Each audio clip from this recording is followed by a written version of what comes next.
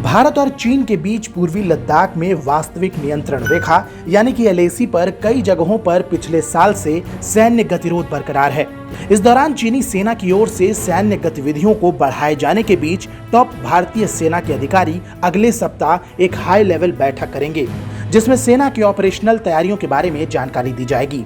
समाचार agency ANI के एक सूत्र के हवाले से बताया गया कि बैठक में किसी भी स्थिति से निपटने के लिए भारतीय सेना की तैयारियों पर चर्चाएं की जाएंगी, जिसमें सभी कमांडर इन चीफ रैंक के अधिकारी शामिल होंगे। सूत्रों ने बताया कि ये बैठक 16 जून से होनी है और 2 दिन चलेगी, जिसमें देश के सामने मौजूद अन्य सुरक्षा मुद्दों पर भी चर्चा की जाएगी। सेना प्रमुख जनरल मनोज मुकुंद नरवणे एलएसी पर सेना की तैयारियों की निगरानी कर रहे हैं और वहां की स्थिति का जायजा लेने के लिए व्यक्तिगत रूप से 7-8 बार लद्दाख सेक्टर का दौरा कर चुके हैं। चीनी सेना अपने ट्रेडिशनल ट्रेनिंग एरिया में बड़े पैमाने पर सैन्य अभ्यास कर रही है।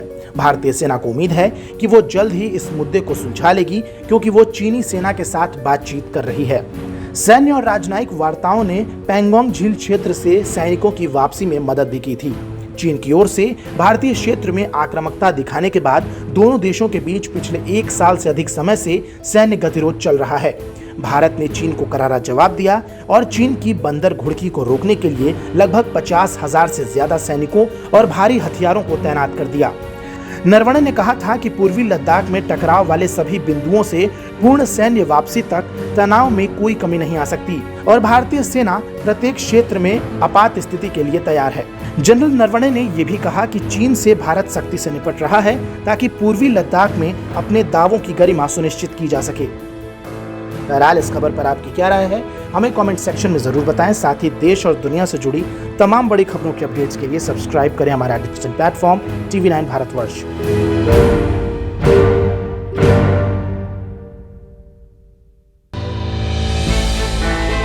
हमने की गलती फिर एक बार, कोरोना ने किया दोबारा प्रहार। मास्क, 2 गज दूरी, करें अपनी सुरक्षा पूरी। कोरोना टीका हम सबको लगाना है, मिलकर साथ समझदारी से कोरोना को हराना है।